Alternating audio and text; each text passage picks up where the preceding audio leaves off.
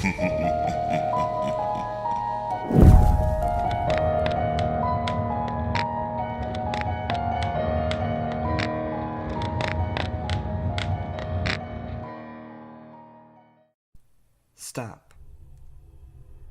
I said stop. Yes, that's you. Yes, you, the reader. I want you to stop. I want you to stop moving. I want you to stop breathing. See how long you can hold your breath. Are you doing it? Are you holding your breath? Can you feel the nagging feeling calling on you to open your mouth and inhale? Can you resist it? Do you see how unnatural it is? Breathing is what keeps you inside this world. It is something that your body does without thought, without command. You have to force yourself to stop doing it, and it gets more and more difficult to do so. Your entire body screams at you to open your mouth and inhale. Your mind reminds you again and again, pulling you like gravity down again and again, until you can't think of anything else except taking that breath.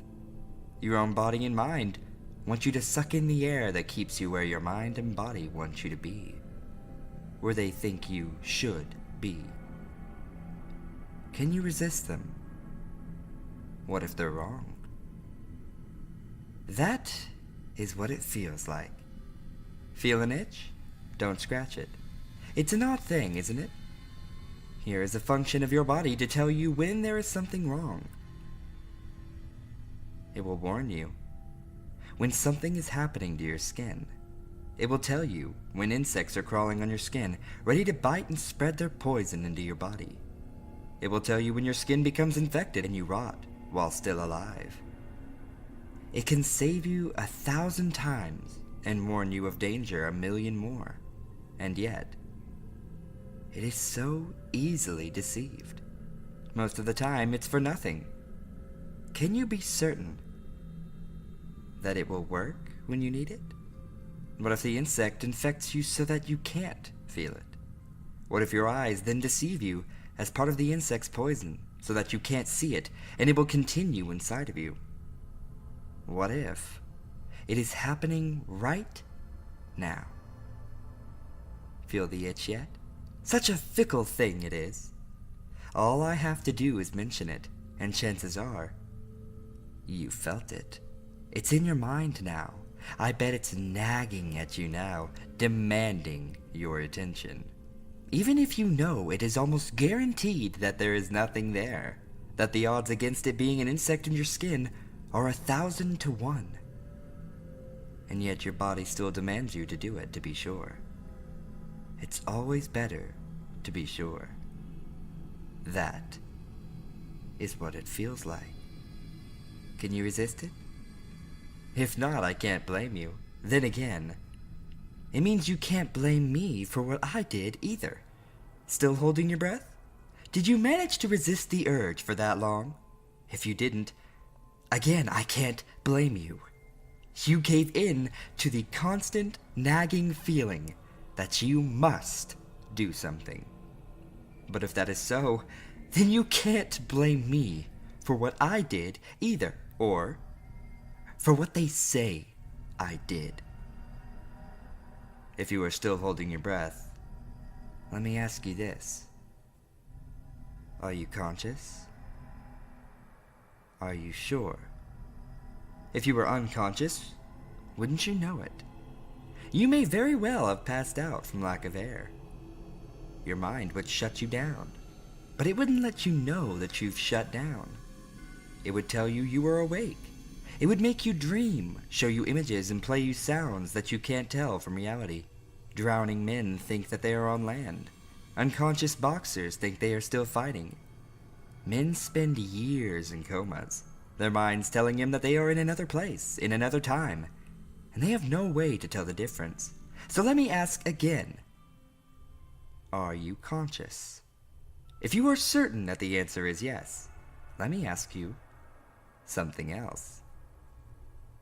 Are you a fool? Or are you a liar? If you are a liar, who are you lying to? Me? or yourself. You may breathe now if you haven't already. If you are reading this article, it means that it exists within whichever world your mind tells you you are in. If you suffocate your mind, this may no longer be true. Before it happened, I had a room to myself in an old apartment building.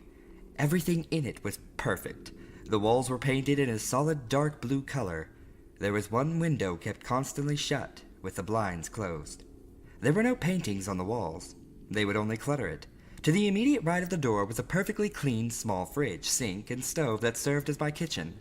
All the food was arrayed in perfect lines in their proper place, so I always knew where they were. To the immediate left of the door was a perfectly straight line of shoes in front of a closet, where my clothes were hung in the proper order. There was a narrow bed in the far left corner, always properly made. There was a nightstand with a dim lamp beside it, the only light that I needed. In the right corner was a door that led to a simple functional bathroom. Everything was perfectly organized, perfectly placed, and perfectly straight in its right place. Even my own name, Gerald, was written above the door in perfect lettering. It was everything that I needed. Every night I would make sure that it was perfect. I'd check the fridge, seeing everything in its proper place. I'd touch everything inside to see if I could feel them. Then I'd close my eyes and do the same, in case my eyes were lying and my hands believed them. I'd check my clothes and my shoes, lined up perfectly in the closet. Again, I'd see them, then touch them, then repeat the process with my eyes closed. If I could ensure that they were always in the exact right place, in the perfect straight lines each time, then I could be certain they were there. I'd check everything the same way. My TV stand, my bathroom, my bed. The lock on my door must always be locked, and the window must always be shut so that nothing could come in to disturb the perfection of my room. I'd finish by going around the room, tapping on all the walls. Tap, tap, tap. I'd make sure that my hands and ears always agreed with my eyes. My hands must stop where my eyes said the wall was. My ears must hear the sound. Then I'd do the same thing again with my eyes closed. I'd turn off the light and turn it on again, lest it light up a different room than the one that I was in before. I would check everything again, and if they were all the same, I could sleep. After this, I couldn't touch anything but the bed. If I turned on the light, it may create a different room, and I'd have to check it again. If I knocked something over, it may not land where it was supposed to be, and I would have to check to see that it was there, where my eyes told me it was. And if I kept going, I could never stop. There were times when I would spend days on end going over everything again and again and again and again and again. Each time, something new would happen. Something would change. And I'd have to start over again. Some people told me I had a problem. They took me to see a doctor, and he tried to get me to stop. But how could I? It was like breathing to me. I didn't do it because I wanted to. I did it because I had to. If I didn't think of it, my body would do it on its own. I'd have to order it not to. If I tried to order it to stop, then the feeling would grow inside until I simply had to do it. Nothing else could get done. I couldn't eat, I couldn't sleep, I couldn't even breathe unless I knew that the room was real. Or it was like the itch. It was nagging me, telling me something was wrong. I may be almost certain that the room was there, but could I ever be completely certain? Even if it was 1,000,000,000 to 1 that the room existed, did it not make sense to check just one more time, to make it 1,000,001 to 1? Does not the horror of having been deceived by your own senses outweigh the moments it takes to tap on the wall? So you see, I had no choice but to continue doing it, as you now have no choice but to breathe or to feel an itch. If I could check, then I could be that much more sure that everything was there, and I could rest. Everything was perfect. Everything was in its right place. But then it came in. It had to come wreck my perfect existence. It began with a noise. It came down the hall one day to the room beside mine. It let out ceaseless whining sounds that were so high that I was sure it would make my ears bleed. It sounded like a broken trumpet that some fool still tried to play, thinking he was making music. That sound, it was awful, grating, burning into my ears and wrecking my concentration. How could I properly survey my room with that unending drone? It was disgusting. It was a massive, soft thing that moved slowly and in a swaying fashion. It had a brown, moss-like mass of hair growing around its head that hung down its body in a mangled mess. It was covered with spots and constantly stunk of sweat. What's more is that it mocked me. It disagreed with my ways and tried to change my reality when I wasn't looking. It would come into my room to move things. It would take them out of order. It would put them in the wrong place. It claimed that it didn't touch them, but I knew it was lying. Just imagine all the work I had done, all the effort I had made to keep everything real, and it could ruin it in seconds. I would try to force it out, but it was bigger than me and I couldn't budge it. And finally, it would leave, and I would lock the door, checking again and again and again to ensure that it was locked. No fewer than 50 times would I turn that lock to make sure that thing wouldn't come in again, but somehow it always found a way. But it didn't stop there. Even when it was outside my room, it could still influence it. I tried to sleep. I checked all the objects in my room, all the cloths, all the food, all the furniture, the lock, the window, my bed, all the walls, and everything fucking else, and I went to sleep. But then it started again with its noise. The same droning, whining, irritating sound that was constantly emitted from it came into my room. That noise that it used to mock me, to laugh at me as it ruined everything I did. It woke me up, and I knew that it had changed something.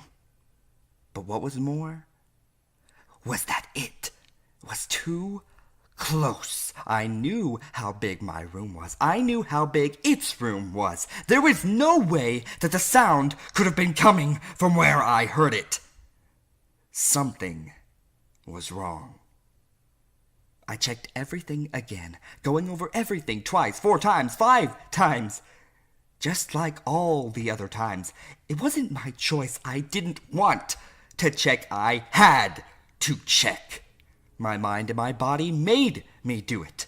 I ensured everything was there, and I slept again. And then the sound came again. I checked everything over 12 times. Everything was there, and I slept. Again it came, and again I checked everything 30 times, and something changed. I went around the room, tapping the walls. Tap, tap, tap. I hit every wall where I should have, where my eyes told me they were. Then, to check again, I closed my eyes and reached forward and hit nothing.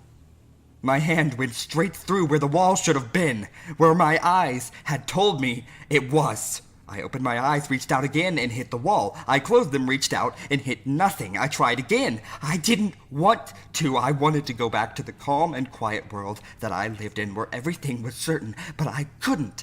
It wasn't my choice, any more than it is your choice to breathe. I closed my eyes, reached out, and hit nothing.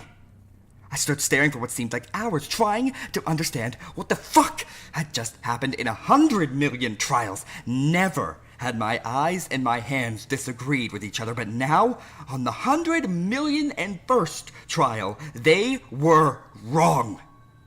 Even a 1 in a million chance will occur eventually, and I had hit that dreaded number.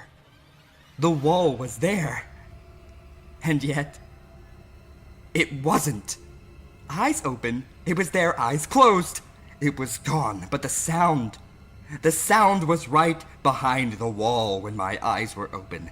It was too close. It didn't make sense with what my eyes told me. When my eyes were closed, the wall wasn't there and the sound made sense. Perhaps this was how it entered my room.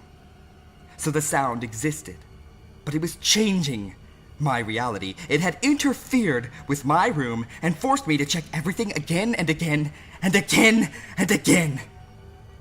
I closed my eyes and I reached through the wall, or more, I reached through where I had once thought the wall to be.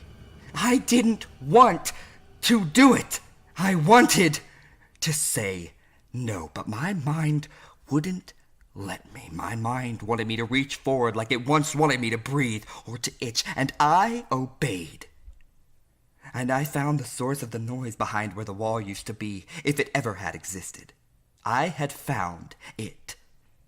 The thing that produced the relentless, irritating sound that forced me to check everything again and again, then mocked my efforts. I had to stop the noise. I couldn't not stop it. Even if I resisted, my body kept commanding that I do so, and I gave in. Like you gave in to the need to breathe or to itch, I gave in to the need to stop the noise. Oh, I knew what I was doing.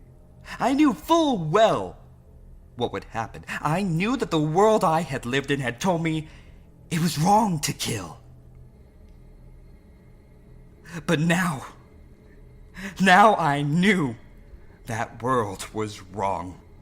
Maybe it would die, but who's to say if this one insignificant thing ever existed?